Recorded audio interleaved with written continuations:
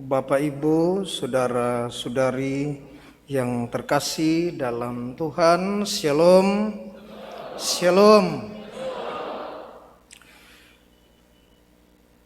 Misteri inkarnasi merupakan peristiwa teragung sepanjang zaman peradaban manusia. Allah berinkarnare, Firman menjadi manusia, mendarah daging dalam ruang dan waktu manusia, mengalami kemanusiaan seutuhnya kecuali dalam hal dosa. Firman itu turut merasa apa yang dirasakan manusia. Sedih, gembira, tertawa, menangis, mengalami ketersentuhan hati, ketergerakan hati, mengajar, memberkati, membuat mujizat dan berdoa, bekerja dan beristirahat, makan dan minum, bangun dan tidur. Dan inilah wujud nyata Immanuel, bahwa Allah beserta kita. Injil yang kita dengarkan mencatat bahwa firman itu telah menjadi manusia dan diam di antara kita. Dan kita telah melihat kemuliaannya, yaitu kemuliaan yang diberikan kepadanya sebagai anak tunggal Bapa, monogenes patros. Sebagai anak tunggal Allah, monogenes theos, yang penuh kasih, anugerah, dan kebenaran. Dan firman itulah yang memberi terang agar kita mampu melihat kemuliaan Allah, karena tidak satu orang pun, Injil katakan, yang pernah sanggup melihat Allah, tetapi anak yang di pangkuan Bapa menyatakannya.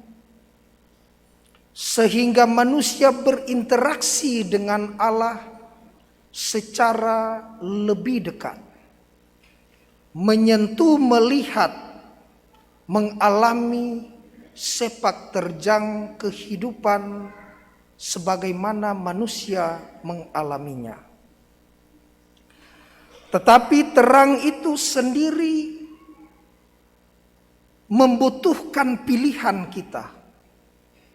Sekalipun terang itu sudah nyata di hadapan kita, tetapi nyatanya terang itu ketika kita menutup mata, maka kita tidak bisa melihat apa-apa. Dimintalah dari kita satu pilihan untuk menerima terang yang datang menghalau kegelapan, menghalau kedosaan setiap orang, agar orang menentukan jalan mana yang harus dia pilih. Dan kadangkala orang lari dari jalan yang menyusahkan dan menyedihkan. Orang lebih gampang memilih instan sesuatu yang menyenangkan. Orang akan lebih memilih shortcut, jalan pintas untuk mengalami kebahagiaan.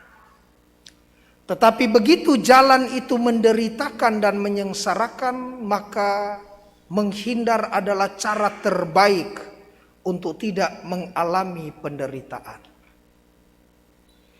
Inkarnasi yang adalah peristiwa agung Allah dalam persekutuan Tritunggal Maha Kudus, dalam awal bacaan Yohanes 1 ayat 1. En arche en hologos, ke hologos en prostonteon, ke theos en hologos.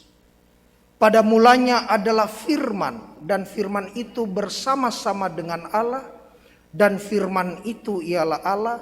Sekarang berinkarnasi, mengambil dan memilih jalan itu. Kalau dipikir nih secara manusiawi, Tuhan akan bilang, ngapain saya susah-susah jadi manusia?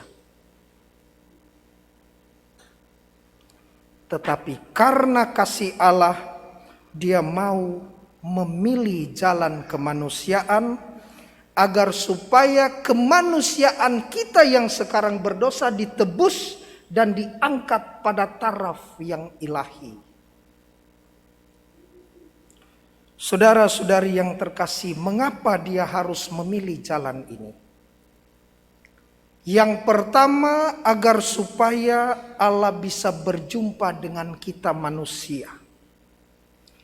Yang kedua, agar supaya Allah bisa tinggal bersama kita manusia dalam keadaan manusiawi.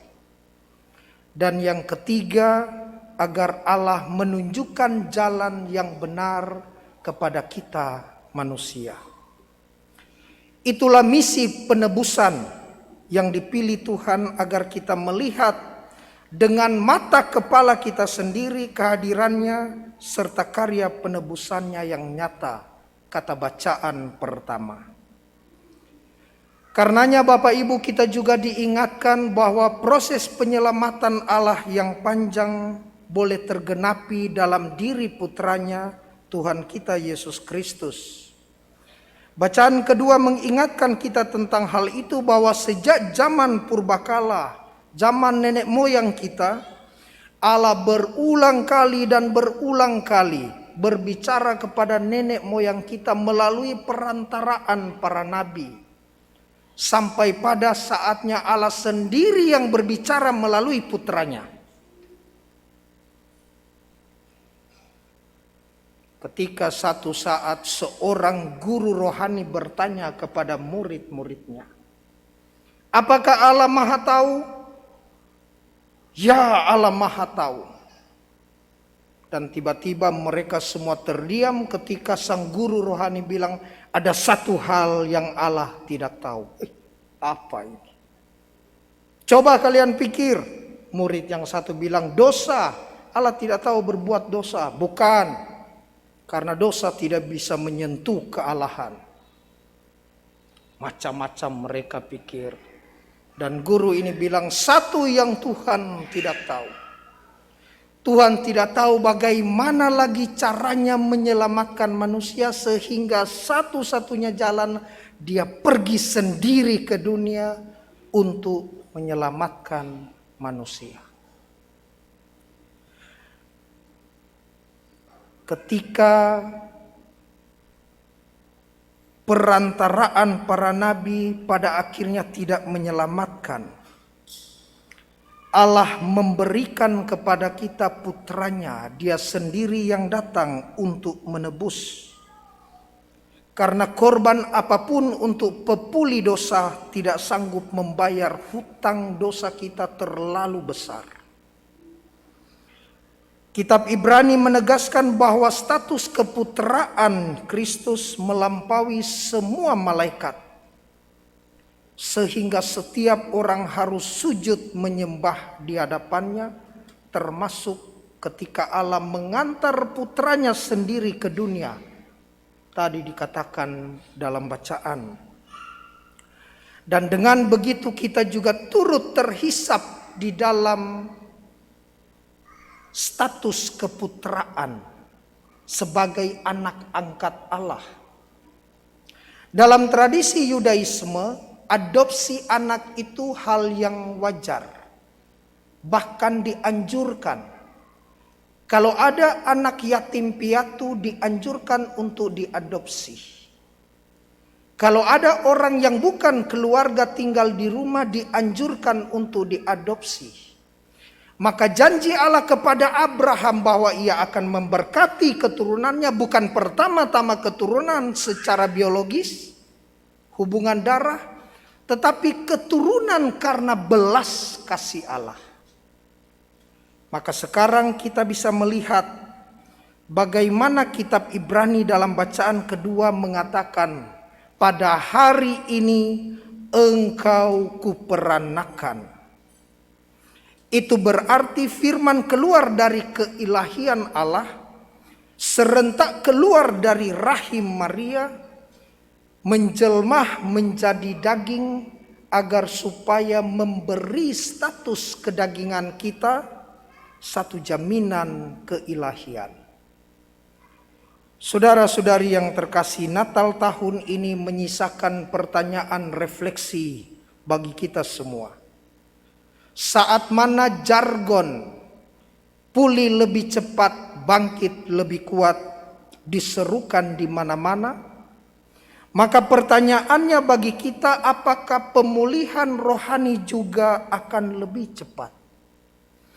Apakah kebangkitan iman juga akan lebih kuat? Apakah kita sementara terbuai terus untuk berdoa dari rumah saja, memelihara iman personal dan mengabaikan iman komunal persekutuan berjemaat mengumat?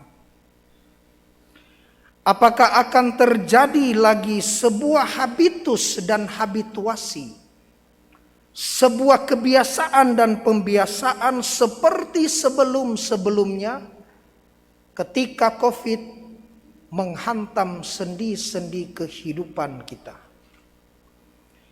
Tuhan senantiasa ada bahkan saat COVID melanda hidup kita.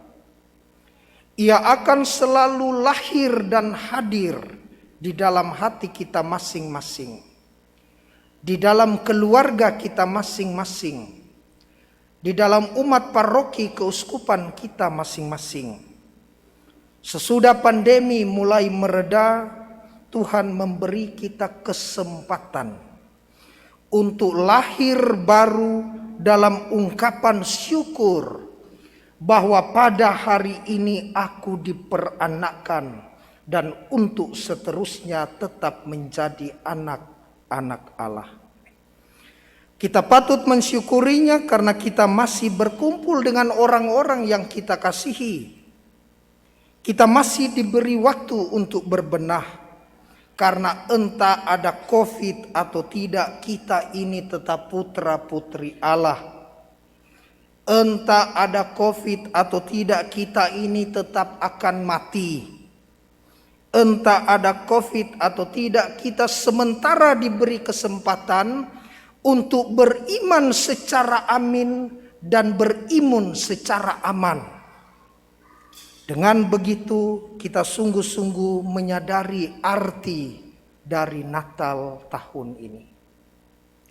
Semoga dengan Natal tahun ini kita mampu menangkap kehendak Allah yang mengaruniakan putranya bagi kita semua, agar kita makin cepat dalam pemulihan rohani dan makin kuat di dalam kebangkitan iman kita masing-masing.